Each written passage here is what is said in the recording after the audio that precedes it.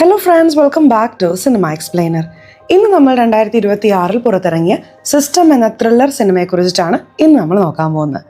സിനിമയിലേക്ക് കടക്കുന്നതിന് മുമ്പ് ചാനൽ ഇതുവരെ സബ്സ്ക്രൈബ് ചെയ്യാതെയാണ് നിങ്ങൾ വീഡിയോ കാണുന്നതെങ്കിൽ ചാനൽ ഒന്ന് സബ്സ്ക്രൈബ് ചെയ്താൽ തൊട്ടടുത്തുള്ള ബെല്ലൈക്കൺ ഒന്ന് അമർത്തിയാൽ ഞങ്ങൾ അപ്ലോഡ് ചെയ്യുന്ന പുതിയ വീഡിയോസ് നിങ്ങൾക്കറിയിലേക്ക് ഉടൻ തന്നെ എത്തുന്നതായിരിക്കും. സോ നമുക്ക് ഒട്ടും സമയം കളയാതെ സിനിമയിലേക്ക് കടക്കാം. സിനിമയുടെ തുടക്കത്തിൽ തന്നെ രമണ എന്ന പേരുള്ള ഒരാൾ ജയിലിലേക്ക് പോകുന്നതായും ഇനി ഈ കോടതിയെയും നിയമത്തെയും ഒന്നും ഞാൻ വിശ്വസിക്കാൻ പോകുന്നില്ല, എൻ്റെ ജീവിതം ഞാൻ തന്നെ അവസാനിപ്പിക്കാൻ പോവുകയാണെന്ന രീതിയിൽ അയാൾ കരഞ്ഞുകൊണ്ടിരിക്കുകയാണ്. അങ്ങനെ ആ വ്യക്തി ജയിലിനുള്ളിൽ വെച്ച് തന്നെ തൻ്റെ ജീവിതം അവസാനിപ്പിക്കുന്നു. അവിടെ നിന്നാണ് ഈ സിനിമയുടെ കഥ തുടങ്ങുന്നത്. ഇപ്പോൾ നമ്മുടെ സിനിമയിലെ ഹീറോയിനായ നേഹ എന്നൊരു വക്കീലിനെ കാണിക്കുന്നു. നമ്മുടെ നേഹ വളരെ ധൃതിയിൽ അവരുടെ കോർട്ടിലേക്ക് വരികയാണ്. അവിടുത്തെ ബാത്റൂമിൽ കയറി വക്കീലിൻ്റെ കോട്ടൊക്കെ ഇട്ട് അങ്ങനെ റെഡി ആയിക്കൊണ്ടിരിക്കുകയാണ്. അപ്പം നേഹയുടെ അടുത്തായി സാരിക എന്ന നമ്മുടെ സിനിമയിലെ സെക്കൻഡ് ഹീറോയിനെയും കാണിക്കുന്നു. ഈ സാരിക അതേ കോർട്ടിൽ സ്റ്റെനോഗ്രാഫറായി ജോലി നോക്കുകയാണ്. അതായത് ജഡ്ജിക്ക് മുന്നിൽ വക്കീലന്മാർ വാദങ്ങളൊക്കെ അവതരിപ്പിക്കുമല്ലോ, അത് ജഡ്ജിക്ക് താഴെ ഇരുന്ന ഒരാൾ ടൈപ്പ് ചെയ്തുകൊണ്ടിരിക്കുമല്ലോ, ആ ജോലിയാണ് ഇവിടെ നമ്മുടെ സാരിക നോക്കുന്നത്. ഇപ്പോൾ അവരുടെ കയ്യിൽ നിന്നും കുറച്ച് മേക്കപ്പ് ഒക്കെ വാങ്ങി നമ്മുടെ ഹീറോയിൻ ഇടുന്നുണ്ട്. അവൾ ഇപ്പോൾ വാദിക്കാൻ പോകുന്ന ആ കേസിനായി കോർട്ടിൽ ഹാജരാവുകയാണ്. ഹീറോയിന് ഒരു അസിസ്റ്റന്റും ഉണ്ട്. യഥാർത്ഥത്തിൽ ഹീറോയിൻ തന്നെ ഒരാളുടെ അസിസ്റ്റന്റ് ആയിട്ടാണ് ജോലി ചെയ്യുന്നത്. ഇപ്പോൾ അങ്ങനെ എങ്ങനെയൊക്കെയോ കഷ്ടപ്പെട്ട് അവരുടെ ആദ്യത്തെ കേസും ഏറ്റെടുത്തിരിക്കുകയാണ്. അതായത് ആ കേസ് എന്താണെന്ന് വെച്ചാൽ, ജഗദീഷ് എന്ന പേരിൽ ഒരാളുണ്ട്. അയാളുടെ ഒരു ബാറിൽ കുറച്ച് മയക്കുമരുന്ന് കിട്ടിയതായി അവിടെ ഒരു ഇൻസ്പെക്ടർ വന്ന് റിപ്പോർട്ട് കൊടുത്തിട്ടുണ്ട്.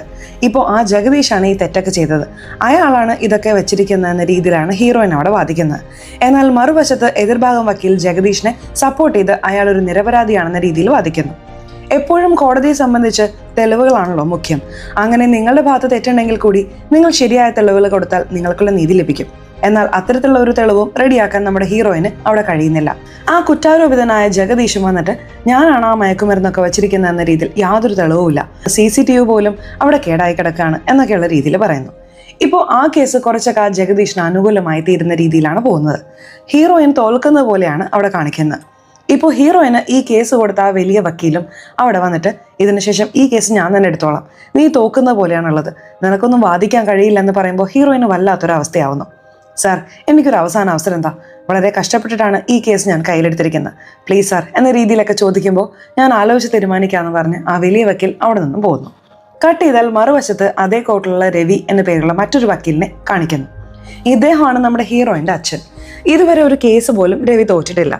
ഏതോ ഒരു വലിയ കേസിൽ ഇപ്പോൾ വാദിച്ച് ജയിച്ച് വരികയാണ്. അദ്ദേഹത്തെ കുറെ പ്രസ് മീഡിയകളൊക്കെ വന്ന് ഇന്റർവ്യൂ എടുത്തുകൊണ്ടിരിക്കുകയാണ്.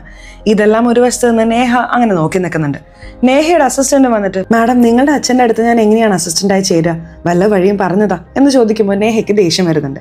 ഇവിടെ നമ്മുടെ സാരികയെ കാണിക്കുന്നു. നമ്മുടെ സാരിക അങ്ങനെ കോർട്ടിലെ ജോലിയൊക്കെ തീർത്ത് തൻ്റെ വീട്ടിലേക്ക് വരികയാണ്. ഒരു ചെറിയ വീട്ടിലാണ് അവർ ജീവിക്കുന്നത്. സ്നേഹമുള്ളൊരു മകളുണ്ട്. അവരുടെ ഭർത്താവ് ഒരു അപകടം കാരണം നടക്കാൻ കഴിയാതെ വീൽ ചെയറിലാണ് ഉള്ളത്. ഇവർ സമ്പാദിച്ചാലേ ആ കുടുംബം തന്നെ അവിടെ നോക്കാൻ കഴിയുള്ളൂ. മകളാണെങ്കിൽ സ്കൂളിൽ നന്നായി പഠിക്കുന്ന കുട്ടിയാണ്. ഇപ്പോൾ സ്കോളർഷിപ്പോടെ ഡൽഹി വരെ പോയി പഠിക്കാനുള്ള ഒരു അവസരം അവർക്ക് കിട്ടുന്നുണ്ട്. പക്ഷെ അതിന് കുറച്ച് പണം കെട്ടണമായിരുന്നു. ആ പണം പോലും കെട്ടാൻ കഴിയാതെ ദാരിദ്ര്യത്തിലാണ് നമ്മുടെ ഹീറോയിനുള്ളത്. ഇവിടെ മറുവശത്ത് ഹീറോയിനും ആ വലിയ വക്കീലിന് അസിസ്റ്റന്റ് ആയിട്ടാണല്ലോ നിൽക്കുന്നത്. ആ വക്കീലിനോടും, സാർ എനിക്ക് അവസാനമായ ഒരു അവസരം തരൂ സാർ, ആ കേസ് ഞാൻ തന്നെ ഹാൻഡിൽ ചെയ്ത് എങ്ങനെയെങ്കിലും ഞാൻ ജയിച്ചു കാണിക്കാം എന്ന രീതിയിലൊക്കെ ചോദിച്ചുകൊണ്ടിരിക്കുകയാണ്. അപ്പോഴാണ് അവളുടെ വീട്ടിലൊരു ചെറിയ പാർട്ടി വയ്ക്കുന്നത്. അതായത് അവളുടെ അച്ഛൻ ഒരു കേസ് ജയിച്ചല്ലോ, ആ കേസിനാണ് ആ പാർട്ടി. ആ പാർട്ടിയിൽ കുടുംബത്തിലുള്ള ക്ലോസ് ആയ റിലേറ്റീവ്സ് എല്ലാവരും പങ്കെടുക്കുന്നുണ്ട്. അങ്ങനെ അവരുടെ ഫാമിലി ഫ്രണ്ട് എന്ന് പറഞ്ഞ വിക്രം എന്ന പേരുള്ള ഒരു ബിസിനസ്സുകാരനെയും കാണിക്കുന്നു. അയാളും പങ്കെടുക്കുന്നുണ്ട്. അതിൽ ഒരു വശത്തായിട്ട് നമ്മുടെ ഹീറോയിൻ നേഹയും വന്ന് പങ്കെടുക്കുന്നുണ്ട്. ഹീറോയിൻ്റെ കുടുംബത്തെ സംബന്ധിച്ച് വളരെ സ്നേഹമുള്ളവരാണ്. വലിയൊരു വക്കീലായ ആ അച്ഛൻ, വളരെ സ്നേഹമുള്ളൊരു അമ്മ. ഹീറോയിന് ഒരു ചേട്ടനുണ്ട്. ആ ചേട്ടനാണെങ്കിൽ എപ്പോഴും ഹീറോയിൻ്റെ അച്ഛനായ രവിക്ക് ജയ് വിളിച്ചുകൊണ്ടിരിക്കും. ഹീറോയിൻ ഒരു പയ്യനെ പ്രണയിക്കുന്നുണ്ട്. ആ പയ്യൻ തന്നെ ഇപ്പോൾ നമ്മുടെ ഹീറോയിൻ്റെ അച്ഛൻ രവിയുടെ അസിസ്റ്റന്റ് ആണ്. ഇപ്പോൾ ഹീറോയിൻ നേഹ ആ സ്ഥലത്തേക്ക് വന്നതും അവളുടെ അച്ഛനും ചേട്ടനും ഭയങ്കരമായി കളിയാക്കാണ്. എന്താ മോളെ, നിന്റെ ആദ്യത്തെ കേസിൽ തന്നെ നീ തോറ്റ് മണ്ണ് കപ്പാൻ പോവാണെന്ന് തോന്നല്ലോ, നീ കോർട്ടിൽ എത്ര ധൈര്യമായി വാദിക്കുന്നു എന്നതല്ല കാര്യം, പ്രധാനമായും ഏത് ലെവലിലുള്ള പ്രൂഫ് നീ സബ്മിറ്റ് ചെയ്യുന്നു എന്നതാണ് കാര്യം എന്ന രീതിയിലൊക്കെ അയാൾ പറഞ്ഞുകൊണ്ടിരിക്കുകയാണ്. അപ്പോഴാണ് ഹീറോയിൻ്റെ അച്ഛനും പറയുന്നത്, മോളെ നീ ഒരു 10 കേസ് സക്സസ്ഫുൾ ആയി ജയിച്ചു കാണിക്കുക, അങ്ങനെ ജയിച്ചു കാണിച്ചാൽ എൻ്റെ അടുത്ത പിൻഗാമി നീയാണെന്ന് ഞാൻ പ്രഖ്യാപിക്കാം, നമ്മുടെ ഫേം നിനക്ക് തന്നെ ഏറ്റെടുക്കാം എന്നാണ് പറയുന്നത്. ഞാൻ ട്രൈ ചെയ്യാച്ച എന്ന രീതിയിൽ ഹീറോയിന് മറുപടി പറയുന്നു. ഇവിടെ ആ വലിയ ബിസിനസ്സുകാരനുണ്ടല്ലോ, അയാളിപ്പോൾ കുറച്ച് മദ്യപിച്ചിട്ട് ആ ഗ്ലാസ് താഴെ വയ്ക്കുകയാണ്. അത് ഒരു സെർവൻ്റ് എടുത്തിട്ട് അയാളുടെ വിരലടയാളം അങ്ങനെ ഒരു കവറിലിട്ട് എടുത്തുകൊണ്ട് പോകുന്ന പോലെ കാണിക്കുന്നു. ഇപ്പോൾ ഹീറോയിൻ മറ്റൊരു വക്കീലിൻ്റെ അടുത്ത് ജോലി നോക്കുകയാണല്ലോ. ആ വക്കീലും ശരി ഓക്കെ നിനക്ക് അവസാനമായി ഒരു അവസരം തരുന്നു, കഴിയെങ്കിൽ ഇപ്പോൾ നീ വാദിച്ചുകൊണ്ടിരിക്കുന്ന ആ കേസിൽ ജയിച്ചു കാണിക്കുക എന്നൊരു മെസ്സേജ് അയക്കുമ്പോൾ ഹീറോയിനും അവിടെ ഭയങ്കര മോട്ടിവേഷൻ ആവുന്നു. ഇപ്പോൾ രാവിലെ തന്നെ കോർട്ടിലേക്ക് വേഗത്തിൽ പോയിക്കൊണ്ടിരിക്കുകയാണ്. അപ്പോൾ വഴിയിൽ ആ ബാത്റൂമിൽ വെച്ച് കണ്ട സാരിക എന്ന പേരുള്ള ആ ലേഡിയെ കാണുന്നു. നിങ്ങളും കോർട്ടിലേക്ക് തന്നെയല്ലേ പോകുന്നത്, വരൂ ഞാൻ ഡ്രോപ്പ് ചെയ്യാമെന്ന് പറഞ്ഞ് തൻ്റെ കാറിൽ ഹീറോയിൻ കയറ്റുന്നു. ഇപ്പോൾ കാറിൽ കയറുന്ന സാരികയും ഇന്നലെ നിങ്ങൾ വാദിച്ചതൊക്കെ ഞാൻ കണ്ടിരുന്നു, ഒരു പക്ഷേ ഇന്ന് വിധി നിങ്ങൾക്ക് നെഗറ്റീവായി വന്നാലും മനസ്സ് തളരരുത് എന്ന് പറയുമ്പോൾ എന്താ നിങ്ങൾ അങ്ങനെ പറയുന്നേ, ഞാൻ തോൽക്കുമെന്ന് നിങ്ങൾക്ക് തോന്നുന്നുണ്ടോ എന്ന രീതിയിൽ ഹീറോയിൻ ചോദിക്കുന്നു. ഇല്ല, കോർട്ടിനെ സംബന്ധിച്ച് നിങ്ങളുടെ സൈഡിൽ നിന്നും നിങ്ങൾ എന്ത് പ്രൂഫാണ് കൊടുക്കുന്നത് എന്ന് വെച്ചിട്ടാണ് തീരുമാനം എടുക്കുന്നത്. അങ്ങനെ നിങ്ങൾ കാര്യമായി യാതൊരു പ്രൂഫും കൊടുത്തില്ല, അതുകൊണ്ടാണ് ഞാൻ അങ്ങനെ പറഞ്ഞത് എന്ന രീതിയിൽ അവർ പറയുന്നു. അപ്പോൾ ഞാൻ ജയിക്കാൻ എന്ത് ചെയ്യണം എന്ന രീതിയിൽ ഹീറോയിൻ ചോദിക്കുമ്പോൾ ആ കുറ്റവാളി ഇതുവരെ എന്ത് ചെയ്തു എന്ന് ആര് ചോദിച്ചാലും പറയും. എന്നാൽ അവൻ ഒളിപ്പിച്ചു വയ്ക്കുന്ന കാര്യം എന്താണെന്ന് നിങ്ങൾ കണ്ടുപിടിക്കണം, അത് നിങ്ങൾ പ്രൂഫായി കോർട്ടിൽ കൊടുക്കണം, തീർച്ചയായിട്ടും ജയിക്കും എന്ന രീതിയിൽ ഒരു ചെറിയ ഉപദേശം കൊടുത്തിട്ട് പോകുന്നു. അങ്ങനെ കുറച്ച് സമയമെടുത്ത് നമ്മുടെ ഹീറോയിൻ ചില ഡീറ്റെയിൽസ് ഒക്കെ കളക്ട് ചെയ്തു. ഇപ്പോൾ ആ ജഗദീഷ് ജഡ്ജിക്ക് മുന്നിൽ അയാളുടെ വാഗുകൊണ്ട് തന്നെ പറഞ്ഞു തൻ്റെ CCTV വർക്ക് ചെയ്യുന്നില്ല എന്ന്. അപ്പോൾ അയാളുടെ അശ്രദ്ധ കൊണ്ടാണ് അയാളുടെ കടയിൽ അങ്ങനൊരു മയക്കുമരുന്നൊക്കെ വിറ്റിരിക്കുന്നത്. അതായത് ഒരു നിയമം തന്നെയുണ്ട്, ഉടമയുടെ അശ്രദ്ധ കാരണം ഇങ്ങനൊരു സംഭവം നടന്നാൽ അതിന് ഉടമ തന്നെയാണ് ഉത്തരവാദി. ആ രീതിയിൽ അയാളെ നിങ്ങൾ അറസ്റ്റ് ചെയ്ത് ജയിലിൽ അടയ്ക്കണം എന്ന രീതിയിൽ അവിടെ ഒരു നിയമം അവർ പറയുന്നു. ഇത് വെച്ച് കോർട്ടിൽ അത് പ്രൂഫാക്കുന്നു. ഇതിലൂടെ ഹീറോയിനും അവരുടെ ആദ്യത്തെ കേസിൽ വിജയിക്കുന്നു. ഇപ്പോൾ ഇതിൽ ആ ജഗദീഷിനെയും അറസ്റ്റ് ചെയ്യുന്നു. ഇതിൽ ഹീറോയിനും വലിയ സന്തോഷം വരുന്നുണ്ട്. ഇതിനെ സഹായിച്ച സാരികയ്ക്കാണ് അവർ താങ്ക്സ് പറയണം എന്ന് വിചാരിക്കുന്നത്. അങ്ങനെ സാരികയുടെ റൂമിലേക്ക് വന്ന് താങ്ക്സ് പറയുന്നു. അയ്യോ ഞാൻ എന്താണ് ചെയ്തത്, എനിക്കൊരു ചെറിയ ചായ വാങ്ങി തന്നാൽ മതി, അതും ഇന്ന് എനിക്ക് കുടിക്കാൻ പറ്റില്ല, നാളെ കുടിക്കാം എന്ന രീതിയിലൊക്കെ പറഞ്ഞുകൊണ്ടിരിക്കുകയാണ്. ഇപ്പോൾ ആ സ്ഥലത്ത് ഒരു ജേർണലിസ്റ്റ് വരികയാണ്. രവി സാറിൻ്റെ മകളല്ലേ നിങ്ങൾ എന്ന രീതിയിൽ ഹീറോയിനുമായി ഇൻട്രൊഡ്യൂസ് ആവുന്നു. ഈ ജേർണലിസ്റ്റാണ് എപ്പോഴും നമ്മുടെ ഹീറോയിൻ്റെ അച്ഛൻ രവിയെക്കുറിച്ച് തെറ്റായി എഴുതുന്ന ആൾ. അതുകൊണ്ട് ഹീറോയിൻ ആ ജേർണലിസ്റ്റിന് ഇഷ്ടമല്ല. ഇപ്പോൾ ഹീറോയിനും അങ്ങനെ ജയിച്ചിട്ട് തൻ്റെ വീട്ടിലേക്ക് മടങ്ങുന്നു. തൻ്റെ അച്ഛനോടും ചേട്ടനോടും ആദ്യത്തെ കേസ് തന്നെ ഞാൻ ജയിച്ചു എന്ന രീതിയിൽ ഭയങ്കരമായി സീൻ ഇടുന്നുണ്ട്. ഇപ്പോൾ ഹീറോയിൻ്റെ അച്ഛനും കുഴപ്പമില്ല മോളെ, നിന്റെ ക്ലോസിംഗ് ആർഗ്യുമെന്റ് വളരെ നന്നായിരുന്നു, ഞാൻ പറഞ്ഞില്ലേ കോർട്ടിനെ സംബന്ധിച്ച് പ്രൂഫാണ് വളരെ പ്രധാനമെന്ന്, അത് നീ കറക്റ്റായി സബ്മിറ്റ് ചെയ്തുകൊണ്ടാണ് ജയിക്കാൻ കഴിഞ്ഞത്, അഭിനന്ദനങ്ങൾ എന്ന രീതിയിൽ പറയുമ്പോൾ അതും ഹീറോയിന് വലിയൊരു കോംപ്ലിമെന്റ് ആവുന്നു.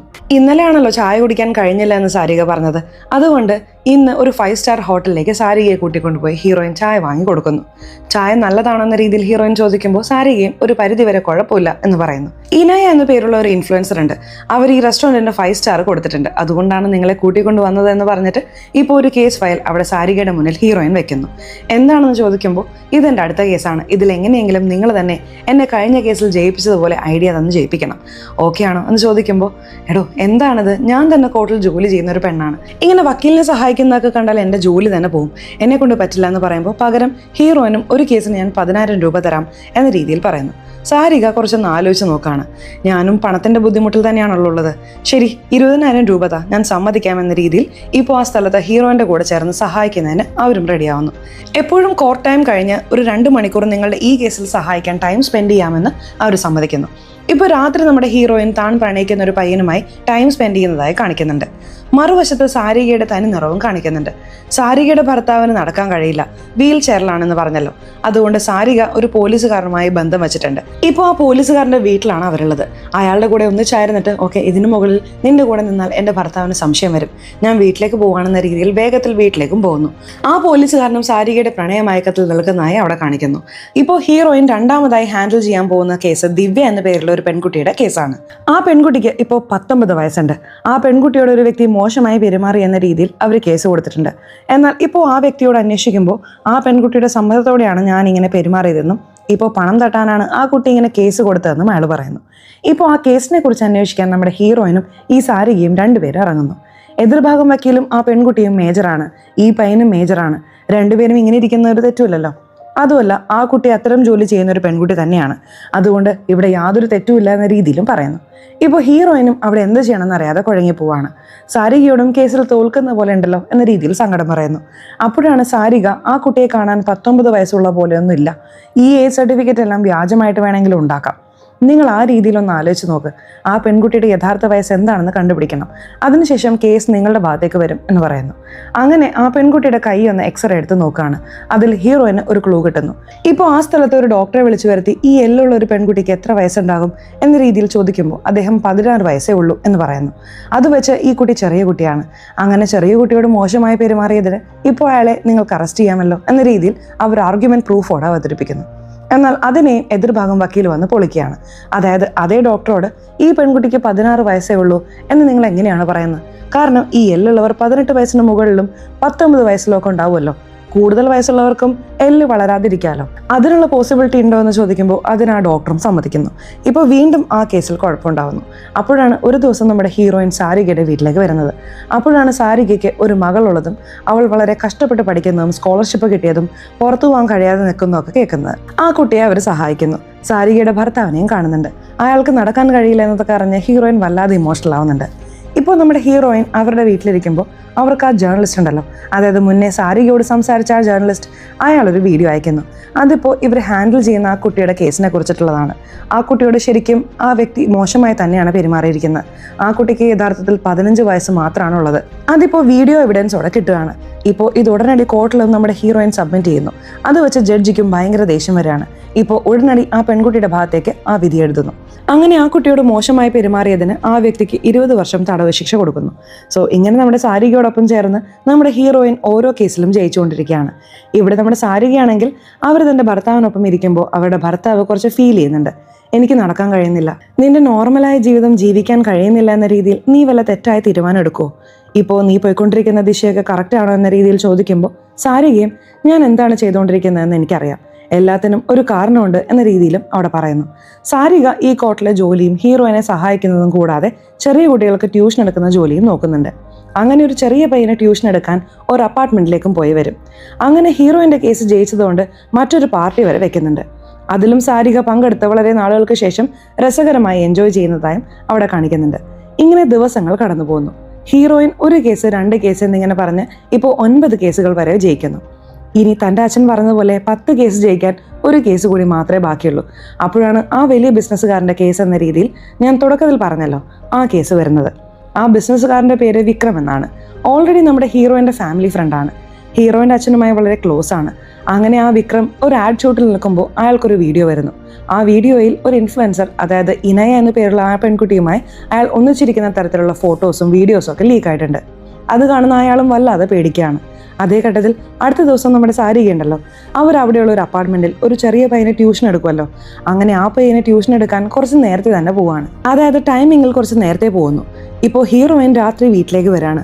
തൻ്റെ 9ാമത്തെ കേസിലും ജയിച്ചു എന്ന രീതിയിൽ തൻ്റെ അച്ഛനോട് പറയുകയും അതും അവർ സെലിബ്രേറ്റ് ചെയ്തുകൊണ്ടിരിക്കുകയും ചെയ്യുന്നു. എന്നാൽ ഹീറോയിൻ്റെ അച്ഛൻ ഓരോ കേസിനും സെലിബ്രേറ്റ് ചെയ്യേണ്ട, ഞാൻ പറഞ്ഞ ആ 10ാമത്തെ കേസ് വന്നു കഴിഞ്ഞു, അതും നിനക്ക് എളുപ്പമായിരിക്കും എന്ന് വിചാരിക്കേണ്ട എന്ന് പറഞ്ഞു പോവുകയാണ്. അപ്പോഴാണ് ഹീറോയിൻ TV ന്യൂസിൽ ഇവർ ഫോളോ ചെയ്യുന്ന ഒരു ഇൻഫ്ലുവൻസർ ഇനയ എന്ന പേരുള്ള അവർ സ്വന്തം അപ്പാർട്ട്മെന്റിൽ അവരുടെ ജീവിതം സ്വയം അവസാനിപ്പിച്ചതായി അവിടെ വാർത്താ സംപ്രേഷണം ചെയ്യുന്നത് കാണുന്നത്. ഇപ്പോൾ പോലീസും ആ ഇൻഫ്ലുവൻസർ കേസിന് ക്ലൂ ഒക്കെ കണ്ടുപിടിക്കാൻ തുടങ്ങുകയാണ്. ഹീറോയിൻ പതിവ് പോലെ ജോലിക്ക് വരുമ്പോൾ ഒരു വലിയ വക്കീലിന്റെ കീഴിലാണല്ലോ ജോലി ചെയ്യുന്നത്. അങ്ങനെ ആ വക്കീലും ഹീറോയിനെ വിളിച്ചിട്ട് ഒരു പ്രധാനപ്പെട്ട വിവരം പറയുന്നു. അവിടെ ഒരു പോലീസുകാരനെ വിളിക്കുകയാണ്. യഥാർത്ഥത്തിൽ ഇദ്ദേഹമാണ് ഇപ്പോൾ ആ ഇൻഫ്ലുവൻസർ ഇനയുടെ കേസ് ഹാൻഡിൽ ചെയ്യുന്നത്. ഇയാൾ ചില കാര്യങ്ങൾ കണ്ടുപിടിച്ചിട്ടുണ്ട് എന്ന രീതിയിൽ അത് അവതരിപ്പിക്കുന്നു. അതിൽ ആ ഇൻഫ്ലുവൻസർ ഇനയ എന്ന് പറയുന്ന ആ പെൺകുട്ടിക്ക് ആ ബിസിനസ്സുകാരൻ വിക്രം എന്ന് പറയുന്ന ആളുമായി ഒരു ബന്ധമുണ്ടായിരുന്നു. ഒരു ദിവസം അവളുടെ ഫോണിൽ നിന്നും ആ ബിസിനസ്സുകാരൻ വിക്രമിന് ഇനയ കുറേ ഫോട്ടോസും വീഡിയോസും ഒക്കെ സെൻഡ് ചെയ്തിട്ടുണ്ട്. അതിലെല്ലാത്തിലും അവർ രണ്ടുപേരും ഒന്നിച്ചായിരുന്നു. അത് വെച്ച് പണം വേണമെന്ന രീതിയിൽ ആ ബിസിനസ്സുകാരനെ അവൾ ഭീഷണിപ്പെടുത്തുന്നുണ്ട്. അതിൽ ദേഷ്യം വന്നാണ് ആ ബിസിനസ്സുകാരൻ ആ ഇൻഫ്ലുവൻസറെ കൊന്നുകളഞ്ഞത്. ആ ക്രൈം സീനിൽ പോയി നോക്കുമ്പോൾ അവിടെയുള്ള ഒരു ഗ്ലാസ്സിൽ ആ ബിസിനസ്സുകാരനായ വിക്രമിൻ്റെ വിരലടയാളം കിട്ടിയിട്ടുണ്ട്. അത് വെച്ച് അയാളാണത് ചെയ്തത് എന്ന രീതിയിൽ കൺഫേം ആയിട്ടുണ്ട്. അതുകൊണ്ട് ഈ കേസ് നമ്മൾ ഏറ്റെടുക്കുന്നു. എങ്ങനെയെങ്കിലും ആ ബിസിനസ്സുകാരൻ വിക്രമിനെ നമ്മൾ പിടിച്ച് ജയിലിൽ അടയ്ക്കാൻ പോകുന്നു എന്ന രീതിയിൽ പറയുമ്പോൾ ഹീറോയിനും അവിടെ ഓക്കെ എന്ന രീതിയിൽ സമ്മതിക്കുന്നു. അവരുടെ 10ാമത്തെ കേസായി അത് മാറുകയാണ്. ഇപ്പോൾ അതോടെ അവൾ വീട്ടിലേക്ക് വരുമ്പോൾ ഹീറോയിൻ്റെ അച്ഛൻ അവിടെ ഇരിക്കുന്നുണ്ട്. എന്താ അച്ഛാ എന്ന രീതിയിൽ ചോദിക്കുമ്പോൾ ഇപ്പോൾ നീ ഒരു കേസിൽ കമ്മിറ്റ് ആയിട്ടുണ്ടല്ലോ, ആ കേസിൽ നിന്നും ഉടനെ നീ പുറത്തു വരണം. കാരണം ആ ബിസിനസ്സുകാരൻ വിക്രം ആരാണെന്ന് അറിയാലോ, നമ്മുടെ ഫാമിലി ഫ്രണ്ടാണ്. അയാളുടെ പേഴ്സണൽ ലോയർ ഞാനാണ്. സോ അയാളെ ഈ കേസിൽ നിന്നും രക്ഷിക്കേണ്ടത് എൻ്റെ ചുമതലയാണ് എന്ന് അദ്ദേഹം പറയുമ്പോൾ ഹീറോയിനും അച്ഛാ തെളിവുകളൊക്കെ വെച്ച് നോക്കിയാൽ അയാളാണ് തെറ്റിദ്ധരിക്കുന്നത് എന്ന രീതിയിലാണ് തോന്നുന്നത്. അയാളെ എന്തിനാണ് നിങ്ങൾ രക്ഷിക്കാൻ നോക്കുന്നത്? അയാളെ നമുക്ക് പിടിച്ച് ജയിലിലടയ്ക്കാം എന്ന രീതിയിൽ പറയുന്നു. തെളിവുകളൊന്നുമില്ല, ഞാൻ ഈ കേസ് എടുക്കാമെന്ന രീതിയിൽ പറഞ്ഞില്ലേ, ഈ കേസിൽ നിന്നും നീ പുറത്തു വന്നേ പറ്റൂ എന്ന രീതിയിൽ അവിടെ നമ്മുടെ ഹീറോയിൻ്റെ അച്ഛൻ സ്ട്രോങ് ആയി പറയുന്നു. എന്നാൽ പകരം ഹീറോയിൻ കഴിയില്ല എന്ന രീതിയിൽ വിസമ്മതിക്കുകയും നിങ്ങൾക്കെതിരായി തന്നെ ഞാൻ ഈ കേസിൽ നിൽക്കാൻ പോവുകയാണ്, നിങ്ങൾ രക്ഷിക്കണമെന്ന് വിചാരിക്കുന്ന ആ ബിസിനസ്സുകാരൻ വിക്രമിനെ ഞാൻ കുറ്റവാളിയായി തെളിയിച്ച് അവനെ ജയിലിലടയ്ക്കാൻ പോകുന്നു എന്ന രീതിയിൽ വെല്ലുവിളിക്കുന്നു. പകരം അവളുടെ അച്ഛനും വെല്ലുവിളിക്കുന്നു. അപ്പോൾ നിന്റെ 10ാമത്തെ കേസ് എന്നെ എതിർത്ത് നീ എങ്ങനെ ജയിക്കുന്നെന്ന് നോക്കാം എന്ന രീതിയിൽ വെല്ലുവിളിക്കുന്നു. ഇപ്പോൾ അച്ഛനും മകൾക്കും ഇടയിൽ ഒരു പ്രശ്നം ഉണ്ടാവുന്ന കാരണം അതിനു മുകളിൽ ഹീറോയിന് വീട്ടിൽ നിൽക്കാൻ കഴിയുന്നില്ല. അതുകൊണ്ട് പുറത്തു പോകാൻ തീരുമാനിക്കുന്നു. ഹീറോയിൻ്റെ അമ്മയും വന്ന് ഇതൊക്കെ കോർട്ടിലല്ലേ, വീട്ടിലെന്തിനാണ് കൊണ്ടുവരുന്നത്, ഒന്നിച്ച് നിൽക്കാമല്ലോ എന്ന രീതിയിൽ പറയുമ്പോൾ എന്നാൽ അച്ഛൻ മിണ്ടാതെ പോകുന്നത് കണ്ട് ഇതിനു മുകളിൽ ഞാൻ എന്ത് ചെയ്യാമോ, ഞാൻ പുറത്തു പോയി തന്നെ വാദിക്കാൻ പോവാണ് എന്ന് പറഞ്ഞ് ആ വീട്ടിൽ നിന്നും ഹീറോയിൻ ഇറങ്ങുന്നു. അങ്ങനെ സാരികയുണ്ടല്ലോ, അവർ തന്നെയാണ് ഒരു കൂട്ടുകാരിയായി നിന്ന് ഹീറോയിന് അവിടെ ഒരു വീട് എടുത്തു കൊടുക്കുന്നത്. ഹീറോയിൻ ഒരു വലിയ വക്കീലിന്റെ കീഴിലാണല്ലോ ജോലി ചെയ്യുന്നത്. ആ വക്കീൽ തന്നെ ഇപ്പോൾ പേഴ്സണലായി ഹീറോയിൻ്റെ അടുത്ത് വന്ന് നിന്റെ അച്ഛൻ തന്നെയാണ് നിനക്കെതിരായി ഹാജരാകുന്നതെങ്കിൽ തീർച്ചയായിട്ടും നിനക്ക് ജയിക്കാൻ കഴിയില്ല, നീ ഈ കേസിലേക്ക് പോകുന്നതിന് മുമ്പ് ഒരു വട്ടം ആലോചിച്ചോ എന്ന രീതിയിൽ പറയുമ്പോൾ എന്നാൽ ഹീറോയിൻ തീർച്ചയായിട്ടും ഈ കേസ് ഞാൻ തന്നെയാണ് ഹാൻഡിൽ ചെയ്യുക എന്ന് പറഞ്ഞിട്ട് പോകുന്നു. പോലീസിനോടും ആ ഇൻഫ്ലുവൻസർ ഇനയ എങ്ങനെയാണ് മരിച്ചതെന്ന രീതിയിൽ ചോദിക്കുമ്പോൾ അവരൊരു കയറിൽ തൂങ്ങിക്കൊണ്ടാണ് അവരുടെ ജീവൻ പോയത്. എന്നാൽ ഇത് സൂക്ഷ്മമായി പരിശോധിക്കുമ്പോഴാണ് മനസ്സിലാവുന്നത് അവർ ആ കയറിൽ തൂങ്ങിയതല്ല, അവരെ കയറുകൊണ്ട് ആരോ കഴുത്ത് ഞെരിച്ചതാണ് എന്ന രീതിയിൽ. അതിനുശേഷം അവരുടെ ഫോണിൽ നിന്നും പോയ ഫോട്ടോസ്, അവിടെ കിട്ടിയ വിരലടയാളം, ഇതൊക്കെ വെച്ച് നോക്കുമ്പോൾ അത് കൺഫേമായും ഈ ബിസിനസ്സുകാരൻ വിക്രമാണ് എന്ന രീതിയിലും അറിയാൻ കഴിഞ്ഞിട്ടുണ്ട്. സോ ഇതൊരു ഓപ്പൺ ആൻഡ് ഷട്ട് കേസാണ്, ആ ബിസിനസ്സുകാരൻ തന്നെയാണ് ഇതൊക്കെ ചെയ്തത് എന്ന രീതിയിൽ അവിടെ ഹീറോയിനോട് പറയുന്നു. ഹീറോയിനും ഈ തെളിവുകളെല്ലാം കൊണ്ടുവന്ന് ഇപ്പോൾ കോർട്ടിൽ അവതരിപ്പിക്കുന്നു. അതേ രീതിയിൽ ഹീറോയിൻ്റെ അച്ഛൻ ആ രവിയും ആ ബിസിനസ്സുകാരൻ വിക്രമിനെ കണ്ട് നീയാണോ അത് ചെയ്തത് എന്നോട് സത്യം പറ എന്ന രീതിയിൽ ചോദിക്കുന്നു. എന്നാൽ വിക്രം സത്യമായും എനിക്കിതുമായി യാതൊരു ബന്ധവുമില്ല, എനിക്കും ആ ഇൻഫ്ലുവൻസർ ഇനയ്ക്കും ഒരു ബന്ധമുണ്ടായിരുന്നത് സത്യം തന്നെയാണ്, എന്നാൽ ആ ബന്ധം വെച്ചുകൊണ്ട് വേറെ ആരോ ആണ് ഇങ്ങനെ ചെയ്തത്, അല്ലാതെ ഞാനല്ല ചെയ്തത് എന്ന രീതിയിൽ ഉറപ്പായി പറയുന്നു. ഹീറോയിന് എന്ത് സംശയം വന്നാലും നമ്മുടെ സാരികയോടാണല്ലോ ചോദിക്കുക. സാരികയോടും ഈ കേസിനെ കുറിച്ച് ഡീറ്റെയിൽ ആയി ചോദിക്കുമ്പോൾ സാരികയും തീർച്ചയായിട്ടും ആ ഇൻഫ്ലുവൻസറെ ആ ബിസിനസ്സുകാരൻ വിക്രം തന്നെയാണ് കൊന്നത്, നീ ഇതിൽ ഉറച്ചു നിൽക്ക് എന്ന രീതിയിലും പറയുന്നു. സാരികയും ഒരു ഇൻസ്പെക്ടറുമായി ബന്ധത്തിലാണല്ലോ, അങ്ങനെ അയാളുടെ കൂടെ ഒന്നിച്ചായിരുന്നിട്ട് ഇതിനുശേഷം നമ്മൾ രണ്ടുപേരും ഇങ്ങനെ നിൽക്കണ്ട, ബ്രേക്കപ്പ് ചെയ്യാം, ഇതിനുശേഷം ഞാൻ എൻ്റെ ഭർത്താവിൻ്റെ കൂടെ ജീവിക്കാൻ പോകുന്നു എന്ന് പറഞ്ഞിട്ട് അവിടെ നിന്നും പോകുന്നു. ഇപ്പോൾ ഹിയറിങ്ങിന് വരുന്ന ഈ കേസിൽ ആദ്യം ഈ വിക്രം എന്ന് പറയുന്ന ആ ബിസിനസ്സുകാരന് ജാമ്യം വേണം എന്ന രീതിയിലാണ് അവിടെ രവി വാദിക്കുന്നത്. രവിയുടെ വാദത്തിനെതിരെ ഹീറോയിന് യാതൊന്നും അവതരിപ്പിക്കാൻ കഴിയാത്തതുകൊണ്ട് അവിടെ വിക്രമിന് ജാമ്യം കിട്ടുന്നു. ഇതിൽ തൻ്റെ അച്ഛനായ രവിയോട് തന്നെ ഹീറോയിന് ദേഷ്യം വരികയാണ്. അച്ഛനോട് സംസാരിക്കാതെ തന്നെ അവിടെ നിന്നും പോകുന്നു. ഇതും ഹീറോയിൻ്റെ ചേട്ടനും ശ്രദ്ധിക്കുന്നുണ്ട്. ഇപ്പോൾ ഈ രവി ആണെങ്കിൽ അയാൾ മറ്റൊരു കാര്യവും കണ്ടുപിടിക്കുന്നു. അതായത് ആ വിക്രം എന്ന് പറയുന്ന ആ ബിസിനസ്സുകാരന് ചില ഫോട്ടോസ് വീഡിയോസ് ഒക്കെ വന്നിട്ടുണ്ടാവുമല്ലോ, അത് ശരിക്കും ആ ഇൻഫ്ലുവൻസർ അയച്ചതല്ല, ഏതോ ഒരു അജ്ഞാതനാണ് ഫോണിൽ നിന്നും അയച്ചിരിക്കുന്നത്. എന്നാൽ ഇപ്പോൾ ആ ഫോൺ സ്വിച്ച് ഓഫ് ആണെന്നും അതിനെ കണ്ടുപിടിക്കാൻ തന്നെ കഴിയുന്നില്ല എന്ന രീതിയിലും പറയുന്നു. അവിടെ ഒരു വലിയ അപ്പാർട്ട്മെന്റിലാണ് ആ ഇൻഫ്ലുവൻസർ ഉണ്ടായിരുന്നത്. ഇപ്പോൾ ആ അപ്പാർട്ട്മെന്റിലെ CCTV ഫുട്ടേജ് എടുക്കുമ്പോൾ ഉച്ചയ്ക്ക് ഈ വിക്രം വന്നുപോയതായി CCTVയിൽ പതിഞ്ഞിട്ടുണ്ട്. അതായത് എക്സിറ്റും ഉള്ളിൽ വന്നതും രണ്ടും ഉണ്ട്. ഇപ്പോൾ അതും ഒരു സാക്ഷിയായി കൊണ്ടുവന്ന് ഹീറോയിൻ കോർട്ടിൽ വെക്കുന്നു. ഇപ്പോൾ എതിർഭാഗത്തുള്ള ഹീറോയിൻ്റെ അച്ഛൻ രവിയും ഇവർ പറയുന്നതൊക്കെ സത്യം തന്നെയാണ്. ഈ വിക്രമിന് ആ ഇൻഫ്ലുവൻസറുമായൊരു ബന്ധമുണ്ട്, അയാൾ ഭാര്യയെ വഞ്ചിച്ചിട്ടുണ്ട്, അതോർത്ത് അയാൾ പലപ്പോഴും വിഷമിച്ചിട്ടുമുണ്ട്. അതുപോലെ ആ കുട്ടിയോട് അയാൾ ഒന്നിച്ചിരിക്കുമ്പോൾ ആ ഫോട്ടോസ് വീഡിയോസൊക്കെ പുറത്ത് ലീക്കായിട്ടുമുണ്ട്. എന്നാൽ അതിനുവേണ്ടി എന്തിനാ ആ ഇൻഫ്ലുവൻസറെ അയാൾ കൊല്ലണം?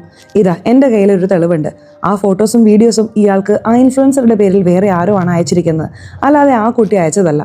അപ്പോൾ വേറെ ആരോ ആണ് ഇയാൾക്ക് ഇങ്ങനെ അയച്ച് ഇയാളെ ഇതിൽ കൊടുക്കാൻ വിചാരിച്ചിരിക്കുന്നത് എന്ന രീതിയിൽ ആ തെളിവ് അവതരിപ്പിക്കുമ്പോൾ ഹീറോയിൻ വീണ്ടും ആ കുരുക്കിൽ പെടുന്നു.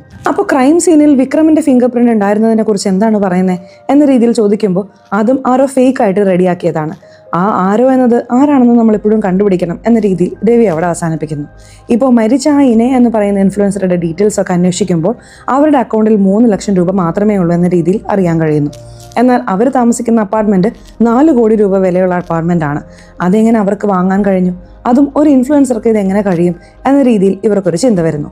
അപ്പോഴാണ് ക്രിസ്റ്റൽ ബാർ എന്ന് പറയുന്ന ഒരു കേസിൻ്റെ ഡീറ്റെയിൽസിനെ കുറിച്ച് ഹീറോയിന് അറിയാൻ കഴിയുന്നത്. അതായത് 9 വർഷങ്ങൾക്ക് മുമ്പ് ക്രിസ്റ്റൽ ബാർ എന്ന് പറയുന്ന ഒരു സ്ഥലത്ത് ഒരു തീപിടുത്തം നടന്നതായും ആ സ്ഥലത്ത് ഈ വിക്രമും ഉണ്ടായിരുന്നു, ഈ ഇൻഫ്ലുവൻസറായ ഇനയും ഉണ്ടായിരുന്നു. അപ്പോൾ ആ ബാർ തന്നെ ഈ വിക്രം എന്ന് പറയുന്ന ബിസിനസ്സുകാരൻ്റെ പേരിലാണ് ഉണ്ടായിരുന്നത് എന്ന രീതിയിലും അറിയാൻ കഴിയുന്നു. അതെന്ത് കേസായിരിക്കും, അതിനും ഇവർക്ക് ഇപ്പോൾ നടക്കുന്ന സംഭവത്തിനും എന്താണ് ബന്ധം എന്ന രീതിയിലും ഇവർ കുറേ റിസർച്ചൊക്കെ ചെയ്തുകൊണ്ടിരിക്കുകയാണ്. അപ്പോൾ നമ്മുടെ ഹീറോയിൻ്റെ വീട്ടിലേക്കും അവരുടെ ബോയ്ഫ്രണ്ട് വരികയാണ്. ആ ബോയ്ഫ്രണ്ട് ഓൾറെഡി ഹീറോയിൻ്റെ അച്ഛൻ ആ രവിയുടെ കീഴിലാണല്ലോ ജോലി ചെയ്യുന്നത്. അങ്ങനെ ആ രാത്രി വന്ന് നമ്മുടെ ഹീറോയിനോടൊപ്പം കുറച്ച് സന്തോഷമായിരിക്കുന്ന രീതിയിൽ കാണിക്കുന്നു. എന്നാൽ രാവിലെ വന്ന് ഹീറോയിൻ ഇതുവരെ കണ്ടുപിടിച്ചു വെച്ച എല്ലാ ഡീറ്റെയിൽസും ലാപ്ടോപ്പിൽ നോക്കി മനസ്സിലാക്കിയിട്ട് അവിടെ നിന്നും പോകാൻ തുടങ്ങുമ്പോൾ അത് ഹീറോയിൻ ശ്രദ്ധിക്കുന്നുണ്ട്. അപ്പോൾ നീ ഇവിടെ വന്നത് തന്നെ ഈ വിവരങ്ങളൊക്കെ മനസ്സിലാക്കിയിട്ട് അത് കണ്ടുപിടിക്കാൻ വേണ്ടിയിട്ടാണോ എന്ന രീതിയിൽ ചോദിക്കുമ്പോൾ ഞാൻ വന്നത് മാത്രമാണ് നിനക്കറിയാം, എന്നാൽ എന്നെ അയച്ചത് ആരാണെന്ന് അറിയാമോ, നിന്റെ അച്ഛൻ തന്നെയാണ് എന്ന് പറഞ്ഞിട്ടും അയാൾ അവിടെ നിന്നും പോകുമ്പോൾ ഹീറോയിന് ഇതൊരു വലിയ ചതിയായി അവിടെ തോന്നുകയാണ്. അവർക്ക് ഭയങ്കര ദേഷ്യം വരുന്നു. ഇപ്പോൾ കോർട്ടിൽ അടുത്ത ഹിയറിങ്ങിന് വരുമ്പോൾ ഹീറോയിൻ്റെ കയ്യിൽ നിന്നും എടുത്ത ഡീറ്റെയിൽസ് ഒക്കെ വെച്ച് അവരുടെ അച്ഛൻ രവിയും അദ്ദേഹത്തിൻ്റെ ഭാഗത്തുള്ള വാദം അവിടെ അവതരിപ്പിക്കുന്നു. എന്നാൽ അവിടെയാണ് ഹീറോയിൻ മറ്റൊരു ട്വിസ്റ്റ് വെച്ചിരിക്കുന്നത്. അതായത് ആ ബാർ എന്ന് പറഞ്ഞ് മുന്നേ ഒരു കേസ് പറഞ്ഞില്ലേ, ആ കേസിന്റെ ഡീറ്റെയിൽസ് അവർ മാറ്റി വെച്ചിട്ടുണ്ടായിരുന്നു. ഇപ്പോൾ അതും അവർ സബ്മിറ്റ് ചെയ്യുന്നു. ഉടനെ രവി എഴുന്നേറ്റ് 9 വർഷങ്ങൾക്ക് മുമ്പ് നടന്ന ആ ബാർ കേസിനും ഇതിനും തമ്മിൽ എന്താണ് ബന്ധം എന്ന രീതിയിൽ ചോദിക്കുമ്പോൾ അപ്പോഴാണ് ഹീറോയിനും ബന്ധമുണ്ട് എന്ന് പറയുന്നത്. ആ ബാർ ഇപ്പോൾ ഉള്ള ഈ വിക്രം എന്ന് പറയുന്ന ബിസിനസ്സുകാരൻ തന്നെയാണ് നടത്തിയിരുന്നത്. ആ ബാറിൽ ഒരു അപകടം നടന്നിട്ടുണ്ട്. ആ അപകടത്തിൽ 4 പേര് മരിച്ചിട്ടുണ്ട്. ആ കുറ്റം ഈ വിക്രമിന്റെ മുകളിലാണ് വന്നത്. ഇയാളുടെ അശ്രദ്ധ കൊണ്ടാണ് അങ്ങനെ ഒരു അപകടം നടന്നത് എന്ന രീതിയിലും അറിയാൻ കഴിഞ്ഞു. എന്നാൽ അതിനുള്ള സാക്ഷികൾ അപ്പോൾ ഇല്ലായിരുന്നു. അപ്പോൾ ഒരു സാക്ഷിയായി ആ ബാറിൽ ഒരു കസ്റ്റമറായി വന്ന ഈ ഇൻഫ്ലുവൻസർ ഇനയാണ് സാക്ഷി പറയാൻ മുന്നോട്ടേക്ക് വന്നത്. എന്നാൽ കുറച്ച് ദിവസത്തിനുള്ളിൽ തന്നെ അവർ സാക്ഷി മാറ്റി പറഞ്ഞു. അങ്ങനെ മാറ്റി പറഞ്ഞ കുറച്ച് ദിവസത്തിനുള്ളിൽ അവരുടെ ബാങ്കിലേക്ക് ഒരു വലിയ എമൗണ്ട് വന്നിട്ടുണ്ട്. എന്നാൽ ആ എമൗണ്ടിന്റെ ഡീറ്റെയിൽസ് ഞങ്ങളുടെ കയ്യിലില്ല. അതിനുശേഷമാണ് അവർ ഈ അപ്പാർട്ട്മെന്റ് ഒക്കെ വാങ്ങിയിട്ടുള്ളത്. ഒരു പണക്കാരിയായി മാറിയിട്ടുമുണ്ട്. ഈ വിക്രമുമായി അവർക്കൊരു ബന്ധവും വന്നിട്ടുണ്ട്. സോ ഇതൊക്കെ വെച്ച് നോക്കുമ്പോൾ ഈ വിക്രം തന്നെയാണ് അതിനുശേഷം ഈ ഇനയെ വിലക്കെടുത്തിരിക്കുന്നത്. അങ്ങനെ അത് വെച്ച് തന്നെ ഭീഷണിപ്പെടുത്തുന്നത് കാരണം ആ കാരണത്തിനു വേണ്ടി തന്നെയാണ് ഇനയെ ഈ വിക്രം ഇപ്പോൾ കൊന്നുകളഞ്ഞിരിക്കുന്നത് എന്ന് ഇവർ വ്യത്യസ്തമായൊരു വാദം ഉന്നയിക്കുന്നു. അത് കണ്ട് എല്ലാവരും അമ്പരന്ന് പോകുന്നു. നിങ്ങൾ പറയുന്ന എല്ലാ ഡോക്യുമെന്റും ഉടൻ തന്നെ നിങ്ങൾ കോർട്ടിൽ സബ്മിറ്റ് ചെയ്യണം. അതായത് 9 വർഷങ്ങൾക്ക് മുൻപുള്ള ആ കേസ് ഡീറ്റെയിൽസും അതിനുശേഷം ആ ട്രാൻസാക്ഷൻ ഡീറ്റെയിൽസും എന്ന് പറഞ്ഞ് എല്ലാത്തിനെയും സബ്മിറ്റ് ചെയ്യണം എന്ന രീതിയിൽ ഉത്തരവിടുന്നു. ആ പ്രൂഫ് എല്ലാം വിക്രമിന്റെ കയ്യിലാണല്ലോ ഉള്ളത്. വിക്രം തന്നെ അയാളുടെ വക്കീലായ ഈ രവിക്ക് കൊടുക്കുന്നു. രവി അത് നോക്കുമ്പോഴാണ് ഈ പ്രൂഫ് മാത്രം കൊടുത്താൽ തീർച്ചയായിട്ടും വിക്രം കൊടുങ്ങും, എന്താടാ ചെയ്യുക എന്ന രീതിയിൽ തന്നെ മകനോടും ചോദിക്കുന്നു. അതെ അച്ഛാ, നമ്മളും അപ്പോൾ കേസ് തോൽക്കുന്ന പോലെയാണ് ഉണ്ടാവാൻ പോകുന്നത് എന്ന രീതിയിൽ ആൾ പറയുന്നു. അപ്പോഴാണ് അവിടെ ഒരു ഐഡിയ ചെയ്യുന്നത്. അതായത് പ്രൂഫ് എന്ന് പറഞ്ഞാൽ ആ 1 വർഷത്തിൽ നടന്ന എല്ലാ ട്രാൻസാക്ഷൻസ് അതും ഇതും എന്ന് പറഞ്ഞ് മൊത്തമായിട്ടാണല്ലോ നമ്മൾ കൊടുക്കുക. അങ്ങനെ മൊത്തമായി കൊടുക്കുമ്പോൾ അതിന് നടുവിലായി നമ്മൾക്ക് ഇത് വെച്ച് കൊടുക്കാം. അത് തെരഞ്ഞുപിടിക്കാൻ തന്നെ തൻ്റെ മകൾക്ക് 1 വർഷത്തോളം വേണ്ടി വരും. അടുത്ത ഹിയറിങ്ങിനുള്ളിൽ അവൾക്കത് തെരഞ്ഞുപിടിക്കാൻ കഴിയില്ല. ഇതാണ് നമ്മുടെ ഐഡിയ എന്ന രീതിയിൽ പറയുന്നു. അങ്ങനെ ആ പ്രധാനപ്പെട്ട പ്രൂഫ് എല്ലാ പ്രൂഫിനൊപ്പം അവർ കലർത്തി വെക്കുന്നു. സിനിമയുടെ ഓപ്പണിംഗ് സീനിൽ രമണ എന്ന് പറയുന്ന ഒരാൾ തനിക്ക് നീതി ലഭിച്ചില്ല എന്ന് പറഞ്ഞ് ജയിലിൽ വെച്ച് തന്നെ അയാളുടെ ജീവിതം അവസാനിപ്പിക്കുന്നത് കണ്ടില്ലേ. അയാളെക്കുറിച്ചുള്ള ഡീറ്റെയിൽസ് നമ്മുടെ ഹീറോയിന് കിട്ടുന്നു. അയാളെക്കുറിച്ച് അന്വേഷിക്കാനും പ്രായമുള്ളൊരു വക്കീലിനെ പോയി കാണുകയാണ്. അങ്ങനെ ആ വക്കീലും ചില സത്യങ്ങൾ പറയുന്നു. ഇപ്പോൾ ഹീറോയിൻ അവരുടെ വീട്ടിലിരുന്ന് ആ പ്രൂഫ് എല്ലാം എടുത്തു വെച്ച് ആ പ്രധാനപ്പെട്ട പ്രൂഫ് എവിടെയാണെന്ന് തിരഞ്ഞുകൊണ്ടിരിക്കുകയാണ്. അപ്പോഴാണ് ഹീറോയിനെ കാണാൻ തൻ്റെ ചേട്ടൻ വരുന്നത്. എന്താടാ ഇവിടെ വന്നിരിക്കുന്നത്, നീയും ചാരപ്പണി ചെയ്യാൻ വന്നതാണോ എന്ന് ചോദിക്കുമ്പോൾ അല്ല, അമ്മ നിനക്ക് ഭക്ഷണം തന്നു, അതുകൊണ്ടാണ് നിനക്ക് തരാൻ വന്നത് എന്ന രീതിയിൽ ഇപ്പോൾ ആ ഭക്ഷണവും കൊടുത്തിട്ട് അവിടെയുള്ള പ്രൂഫ് ഫയലെല്ലാം അയാൾ തിരയുന്നു. അതിൽ ആ പ്രധാനപ്പെട്ട ഫയലും അയാൾ മുകളിൽ എടുത്തു വെച്ചിട്ട് പോകുമ്പോൾ ഇപ്പോഴാണ് ചേട്ടൻ പോയതിനു ശേഷമാണ് ഹീറോയിന് തന്നെ മനസ്സിലാവുന്നത് നമ്മൾ തിരഞ്ഞുകൊണ്ടിരിക്കുന്ന ആ പ്രധാനപ്പെട്ട ഫയൽ നമ്മുടെ ചേട്ടൻ തന്നെയാണ് നമ്മളെ സഹായിച്ച് മുകളിൽ എടുത്തു വെച്ചിട്ട് പോയിരിക്കുന്നതെന്ന്. അതിനുശേഷമാണ് ചേട്ടനോടും ഹീറോയിന് വലിയൊരു ബഹുമാനം വരുന്നത്. ഇപ്പോൾ അത് കണ്ടതും ഹീറോയിൻ ഞെട്ടി നേരെ ആ സാരികയെ വന്ന് കാണുന്നു. സാരികയോടും ഇതെല്ലാം ആരാണ് ചെയ്തത്, ആ കുറ്റവാളി ആരാണ് എന്ന് ഞാൻ കണ്ടുപിടിച്ചു എന്ന രീതിയിൽ വന്ന് പറയുന്നു. സാരികയും സൂപ്പർ, അപ്പോൾ ഉടനെ നാളെ കോർട്ടിൽ അത് പ്രൂവ് ചെയ്യാം എന്ന രീതിയിൽ പറയുമ്പോൾ അതിനു മുമ്പ് നിന്റെ കൂടെ എനിക്ക് ഒറ്റയ്ക്ക് സംസാരിക്കണം എന്ന രീതിയിൽ പറഞ്ഞിട്ട് ഇപ്പോൾ നമ്മുടെ സാരികയുടെ വീട്ടിലേക്ക് ഹീറോയിൻ വരുന്നു. അങ്ങനെ സാരികയുടെ മകളെ പുറത്തേക്ക് അയച്ചിട്ട് സാരിക അവരുടെ ഭർത്താവിനെയും കൂടെ ഇരുത്തിയിട്ട് എല്ലാ സംഭവം ചെയ്ത കുറ്റവാളി നീ തന്നെയാണ് എന്ന രീതിയിൽ സാരികയെ നോക്കി പറയുന്നു. സാരിക ഞെട്ടുകയാണ്. എന്തിനാണ് എന്നെ പറയുന്നത് എന്ന രീതിയിൽ ചോദിച്ചതിന് ഞാൻ കുറച്ചു നേരം മുമ്പ് വലിയൊരു വക്കീലിനെ പോയി കണ്ടിരുന്നു. അതായത് ഒരു പ്രായമുള്ള ആൾ. അദ്ദേഹമാണ് നിന്റെ അനിയനായ രമണനെ കുറിച്ചുള്ള ഒരു കഥ പറഞ്ഞത്. അത് വെച്ചിട്ടാണ് ഞാനിപ്പോൾ ഈ കേസിൽ കണ്ടുപിടിച്ചിരിക്കുന്ന ആ ബാറിലെ അപകടത്തെക്കുറിച്ചും കണക്ട് ചെയ്യാൻ കഴിഞ്ഞത് എന്ന രീതിയിൽ അവർ പറയുന്നു. അങ്ങനെ ആ രമണ ചെയ്യാത്ത കുറ്റത്തിന് ജയിലിലേക്ക് പോയിരിക്കുകയാണ്. അവന്റെ ചേച്ചിയായി നിനക്ക് പ്രതികാരം ചെയ്യണമെന്ന് വിചാരിച്ചിട്ടാണ് ആ ബാർ അപകടത്തിൽ ഉൾപ്പെട്ടവരോടൊക്കെ നീ പ്രതികാരം ചെയ്തത്. ഇതിനു മുമ്പ് ഞാൻ ഹാൻഡിൽ ചെയ്ത കേസും ആ അപകടത്തിൽ ഉൾപ്പെട്ടവരുടേതാണ്. അതായത് ഓപ്പണിംഗിൽ പോലും ഹീറോയിൻ ജഗദീഷ് എന്ന് പറഞ്ഞ് മയക്കുമരുന്ന് വെച്ചിരുന്നു എന്ന് പറഞ്ഞൊരു കേസ് ഹാൻഡിൽ ചെയ്തിരുന്നില്ലേ, ആ കേസ്. അതിനുശേഷം ഒരു പെൺകുട്ടിയോട് ഒരാൾ മോശമായി പെരുമാറിയ കേസ് എന്ന് പറഞ്ഞ് എല്ലാം വന്നല്ലോ. അതൊക്കെ അവിടെ പറഞ്ഞിട്ട് എന്തിനാണ് ഇത് ചെയ്തതെന്ന് ഇപ്പോഴെങ്കിലും പറയാമോ എന്ന് ചോദിക്കുമ്പോഴാണ് അവിടെ സാരിക സത്യം പറയുന്നത്. 9 വർഷങ്ങൾക്ക് മുമ്പ് വിക്രം എന്ന് പറയുന്ന ആ ബിസിനസ്സുകാരൻ തന്നെയാണ് ആ ബാർ നടത്തിയിരുന്നത്. അതൊരു റെസ്റ്റോറൻറ്റും കൂടിയാണ്. ഫാമിലിയായി ഒരുപാട് പേര് വന്ന് കഴിക്കും. തിരക്ക് കൂടുതലായി വന്നതുകൊണ്ട് തന്നെ സുരക്ഷയും മറികടന്ന് അവിടെ ഒരുപാട് ടേബിളിട്ട് ഭക്ഷണം കഴിപ്പിച്ചു. അതിൽ ചെറിയതായ വല്ല അപകടവും വന്നാൽ പോലും എല്ലാവർക്കും രക്ഷപ്പെടാൻ കഴിയാത്ത സാഹചര്യം ഉണ്ടാവുന്നു. അപ്പോൾ ഒരു സെർവൻ്റായി അവിടെ ജോലി നോക്കിയ ആളാണ് ഇപ്പോൾ എൻ്റെ ഭർത്താവായിരിക്കുന്ന ഇദ്ദേഹവും എൻ്റെ അനിയനായ രമണയും. അപ്പോൾ അവിടെ മാനേജറായി ജോലി നോക്കിയ ആളാണ് നമ്മൾ ഓപ്പണിംഗ് സീനിൽ കണ്ട ജഗദീഷ് എന്ന് പറഞ്ഞ ആൾ. അയാളാണ് കൂടുതലായി ടേബിൾ ഇടാൻ പെർമിഷൻ കൊടുത്തത്. അത് കാരണം അവിടെ ഒരു തീപിടുത്തം ഉണ്ടായി. ആ അപകടത്തിൽ ഒരുപാട് പേർക്ക് പരിക്കേറ്റു. അതിൽ 4 പേര് മരിച്ചു. എന്നാൽ ആ കുറ്റം ആ മാനേജർ ജഗദീഷും ഏറ്റെടുക്കാതെ ആ ബാർ ബാറിന്റെ ഉടമ വിക്രമും ഏറ്റെടുക്കാതെ ഇതിനെല്ലാത്തിനും കാരണം അവിടെ സെർവന്റായി ജോലി നോക്കിയ ഈ രമണയാണ് എന്ന രീതിയിൽ നമ്മുടെ സാരികയുടെ അനിയന്റെ മേൽ കുറ്റം ചുമത്തി അയാളെ ജയിലിലേക്ക് അയച്ചത്. അപ്പോൾ ആ കേസ് ഹാൻഡിൽ ചെയ്തത് ആരാണെന്ന് അറിയാമോ? വിക്രമിന്റെ ഭാഗത്ത് നിന്ന് നമ്മുടെ ഹീറോയിന്റെ അച്ഛനാണ് ഹാജരായത്. അദ്ദേഹമാണ് വിക്രമിനെ രക്ഷിക്കണമെന്ന് പറഞ്ഞ് ഇവിടെ സാരികയുടെ അനിയനായ രമണയെ തന്നെ ജയിലിലേക്ക് അയച്ചത്. സോ അയാളും ഇതിന് കൂട്ടുനിന്നതാണ്. ജയിലിനുള്ളിൽ പോയി മനസ്സ് തകർന്ന് യാതൊരു തെറ്റും ചെയ്യാതെ ഉള്ളിൽ വന്നല്ലോ എന്നൊരു വിഷമത്തിൽ രമണ അവന്റെ ജീവിതം അവസാനിപ്പിച്ചത്. ഇതിലാണ് നമ്മുടെ സാരികയ്ക്ക് ദേഷ്യം വന്നത്. ഇവരെല്ലാവരോടും പ്രതികാരം ചെയ്യണം എന്ന് വിചാരിക്കുന്നുണ്ട്. അങ്ങനെ ആ മാനേജറായ ജഗദീഷിനെ ഈ മയക്കുമരുന്ന് വെച്ചിരുന്നു എന്ന് പറഞ്ഞ കേസിൽ ജയിലിലേക്ക് അയച്ചതും ഇവരുടെ പ്ലാൻ തന്നെയാണ്. യഥാർത്ഥത്തിൽ അയാൾ അങ്ങനെയൊന്നും വെച്ചിരുന്നില്ല. ഇവരൊരു ഇൻസ്പെക്ടറുമായി ക്ലോസ് ആയിരുന്നില്ലേ? അങ്ങനെ ആ ഇൻസ്പെക്ടർക്ക് കൊടുത്ത് അത് അവിടെ വെക്കാൻ പറഞ്ഞ് അതിലൂടെ കേസ് കൊടുത്ത് ആ കേസ് നമ്മുടെ ഹീറോയിന് വരുന്ന രീതിയിൽ വെച്ച് അയാളെ ജയിലിലേക്ക് അയച്ചതാണ്.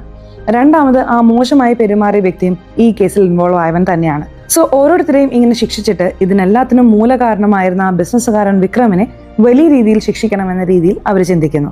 അപ്പോഴാണ് ഓപ്പണിങ്ങിൽ പോലും ഒരു പാർട്ടി വെച്ചിരുന്നത്. ആ പാർട്ടിയിൽ വെച്ച് വിക്രമിന്റെ ഗ്ലാസ് അയാളുടെ വിരലടയാളമുള്ള രീതിയിൽ ഒരാൾ എടുത്തുകൊണ്ടുപോയില്ലേ, അത് നമ്മുടെ സാരികയാണ്. അങ്ങനെ ആ ഗ്ലാസ് കൊണ്ടുവന്ന് ഈ വിക്രമിന്റെ ബന്ധത്തിലുള്ള ആ ഇൻഫ്ലുവൻസർ കുട്ടിയുടെ വീട്ടിൽ വെക്കുന്നു. അങ്ങനെ ആ കുട്ടിയുള്ള ആ അപ്പാർട്ട്മെന്റ് ഉണ്ടല്ലോ, അതായത് നമ്മുടെ സാരിക ട്യൂഷൻ എടുക്കണമെന്ന് പറഞ്ഞ് ഒരു അപ്പാർട്ട്മെന്റിലേക്ക് പോകില്ലേ, അവർ പോകുന്നത് തന്നെ വിക്രമിനെയും ആ ഇൻഫ്ലുവൻസർ കുട്ടിയെയും നോട്ട് ചെയ്യാനാണ്. അങ്ങനെ ട്യൂഷൻ കഴിഞ്ഞ സമയത്ത് ഒരു പുതിയ ഫോൺ വെച്ച് അവർ രണ്ടുപേരുടെയും വീഡിയോ എടുത്തതും നമ്മുടെ സാരികയാണ്. ആ വീഡിയോ വെച്ച് വിക്രമിനെ ഭീഷണിപ്പെടുത്തുന്നതും സാരികയാണ്. പ്രധാനമായും ആ ഇൻഫ്ലുവൻസർ കുട്ടിയെ അതിനുശേഷം കൊന്നുകളഞ്ഞതും സാരികയാണ്. എന്തുകൊണ്ടാണെന്ന് ചോദിച്ചാൽ ആ ഇൻഫ്ലുവൻസർ കുട്ടി തന്നെയാണ് അതേ ബാറിൽ, അതായത് 9 വർഷങ്ങൾക്ക് മുൻപ് ആ ബാറിൽ ഭക്ഷണം കഴിക്കാൻ വന്നത്. അപ്പോൾ അവിടെ നടന്ന അനീതികളെല്ലാം നേരിട്ട് കണ്ടവരാണ്. എന്നാൽ അത് അവർ പുറത്തു പറയാതെ കോർട്ടിൽ വന്നിട്ട് ഈ വിക്രമിന്റെ കയ്യിൽ നിന്നും പണം വാങ്ങിച്ച് മാറ്റി പറഞ്ഞതുകൊണ്ടാണ് നമ്മുടെ സാരികയുടെ അനിയനായ രമണയുടെ മേൽ കുറ്റം വന്നത്. ആ ഇൻഫ്ലുവൻസറാണ് രമണയാണ് ഇത് ചെയ്തത് എന്ന രീതിയിൽ സാക്ഷി പറഞ്ഞത്. അതിനുശേഷമാണ് രമണ ജയിലിൽ പോയി അവന്റെ ജീവിതം അവസാനിപ്പിച്ചത്. സോ അതിന് അവർ കാരണമായതുകൊണ്ട് തന്നെയാണ് അവരുടെ കഥ നമ്മുടെ സാരിക അവരുടെ കൈ കൊണ്ട് തന്നെ അവസാനിപ്പിച്ചത്. ഇതൊക്കെ കേൾക്കുമ്പോൾ ഹീറോയിന് ഞെട്ടലാവുന്നു. അപ്പോൾ എന്തിനാണ് എന്നെ ഈ കേസിൽ കുടുക്കിയത് എന്ന രീതിയിൽ ചോദിക്കുമ്പോൾ, ഞാൻ നിന്നെ കുടുക്കിയതാണെന്ന് ഞാൻ കരുതുന്നില്ല. നീ ആയിട്ട് തന്നെയാണ് എൻ്റെ അടുത്ത് വന്ന് സഹായം ചോദിച്ചത്. നിന്നെ യൂസ് ചെയ്യാമെന്ന് തന്നെയാണ് ഞാൻ വിചാരിച്ചത്. അങ്ങനെ തന്നെയാണ് ഞാൻ യൂസ് ചെയ്തത്. എങ്കിലും ഇപ്പോൾ ഞാൻ നീതിക്ക് വേണ്ടിയാണ് ഇത്രയും പോരാടിയത്. എനിക്ക് നീതി കിട്ടിയില്ല. അത് ഞാൻ ഇങ്ങനെ കിട്ടുന്ന രീതിയിലാക്കി മാറ്റി. ഇപ്പോൾ നാളെ നീ നിനക്ക് കിട്ടിയ സാക്ഷികളെയൊക്കെ കൊണ്ടുപോയി കോർട്ടിൽ സബ്മിറ്റ് ചെയ്താൽ തന്നെ ആ വിക്രമിനെ അറസ്റ്റ് ചെയ്യാൻ പറ്റും. അവൻ മാത്രം അറസ്റ്റായി കഴിഞ്ഞാൽ എൻ്റെ റിവഞ്ച് എല്ലാം കൃത്യമായി നല്ല രീതിയിൽ നടക്കും. അത് നിന്റെ കയ്യിലാണുള്ളത് എന്ന രീതിയിൽ പറയുമ്പോൾ, എന്നാൽ ഹീറോയിനും ഞാൻ കള്ളം പറയില്ല എന്ന് പറയാണ്. ഇതെല്ലാം ചെയ്തത് നീയാണല്ലോ, നിന്നെ കൊടുക്കാൻ പോകുന്നു എന്ന് പറയുമ്പോൾ, എന്നെ കൊടുക്കാൻ നിന്റെ കയ്യിൽ എന്ത് സാക്ഷിയാണുള്ളത് എന്ന് ചോദിക്കുമ്പോൾ, അപ്പോഴാണ് സാരിക സംസാരിച്ചതെല്ലാം അവർ റെക്കോർഡ് ചെയ്തത് പറയുന്നത്. ആ റെക്കോർഡ് ചെയ്ത വോയിസും ഇപ്പോൾ കേൾപ്പിച്ച് കാണിക്കുമ്പോൾ സാരിക ഞെട്ടിപ്പോവാണ്. കഴിഞ്ഞു, നമ്മൾ കുടുങ്ങി എന്ന രീതിയിൽ വിചാരിക്കുന്നു. ഇപ്പോൾ അടുത്ത ദിവസവും ഹീറോയിൻ തൻ്റെ അച്ഛൻ്റെ അടുത്ത് വന്നിട്ട് 9 വർഷങ്ങൾക്ക് മുമ്പ് നടന്ന ആ ബാർ കേസിൽ ആ വിക്രം തെറ്റ് ചെയ്തു എന്നറിഞ്ഞിട്ടും ആ വിക്രമിനെ നിങ്ങൾ രക്ഷിച്ചോ എന്ന് ചോദിക്കുമ്പോൾ അദ്ദേഹവും അതെ, പണം വാങ്ങി അതുകൊണ്ടാണ് രക്ഷിച്ചത്, അത് എൻ്റെ തെറ്റാണ് എന്ന രീതിയിലും സമ്മതിക്കുന്നു. ഇപ്പോൾ കോർട്ടിൽ വരുന്ന ഹീറോയിനും എന്ത് തീരുമാനം എടുക്കണം എന്നറിയാതെ അപ്പോഴാണ് അവിടെ ഒരു തീരുമാനം എടുക്കുന്നത്. അതായത് അവർക്ക് കിട്ടിയ ആ പ്രൂഫ് അവർ സബ്മിറ്റ് ചെയ്യുന്നു. ആ പ്രൂഫ് എല്ലാം ആ വിക്രമിനെതിരായി തന്നെയാണുള്ളത്. ഇപ്പോൾ ആ പ്രൂഫ് തന്റെ മകൾക്ക് കിട്ടിയെന്ന രീതിയിൽ അറിഞ്ഞ ഉടനെ തന്നെ അവിടെ എതിർഭാഗത്തുള്ള രവിയും നമ്മുടെ ഹീറോയിന്റെ ചേട്ടനും അങ്ങനെ ലാപ്ടോപ്പ് അടച്ചു വെക്കുന്ന രീതിയിലും ഇപ്പോൾ ജഡ്ജിയും അത് കണ്ടിട്ട് വിക്രം തന്നെയാണ് അപ്പോൾ ആ ഇൻഫ്ലുവൻസർ കുട്ടിയെ കൊന്നിരിക്കുന്നത് എന്ന രീതിയിലും കേസ് അവസാനിപ്പിക്കുന്നു. അതിനുശേഷം വന്ന് വിക്രമിന് ജീവപര്യന്തം ശിക്ഷയും കൊടുക്കുന്നു. വിക്രമും അയ്യോ ഞാനത് ചെയ്തിട്ടേ ഇല്ല എന്ന രീതിയിൽ കരഞ്ഞുകൊണ്ട് അവിടെ ജയിലിലേക്ക് പോകുന്ന രീതിയിൽ കാണിക്കുന്നു. ഇതെല്ലാം ജഡ്ജിക്ക് താഴെ ഇരുന്ന് ടൈപ്പ് ചെയ്യുന്ന സാരിക കണ്ടുകൊണ്ട് ഇമോഷണൽ ആവുന്നു. ഈ സത്യമെല്ലാം അറിഞ്ഞിട്ടും എന്നെ രക്ഷിക്കണമെന്ന് വിചാരിച്ച ആ കുട്ടി അങ്ങനെ ചെയ്തല്ലോ എന്ന രീതിയിൽ ഹീറോയിനോട് ഒരു ബഹുമാനം വരുന്നു. അവസാനം നമ്മുടെ ഹീറോയിൻ അങ്ങനെ കേസ് തീർത്ത് പുറത്തേക്ക് വരുമ്പോൾ അവരുടെ അച്ഛനും വന്ന അഭിനന്ദനങ്ങൾ പറയുന്നു. ഞാൻ തന്നെ വളരെ നാളായി 9 വർഷങ്ങൾക്ക് മുമ്പ് ആ ഫേക്കായ കേസിൽ വാദിച്ചതിന് വേണ്ടി ആ ഭാരം എങ്ങനെ ഇറക്കി വെക്കുമെന്ന് അറിയാതെ ഇരിക്കുകയായിരുന്നു. അത് നീ വന്നതുകൊണ്ട് നിന്റെ മുന്നിൽ ഇറക്കി വെച്ചു.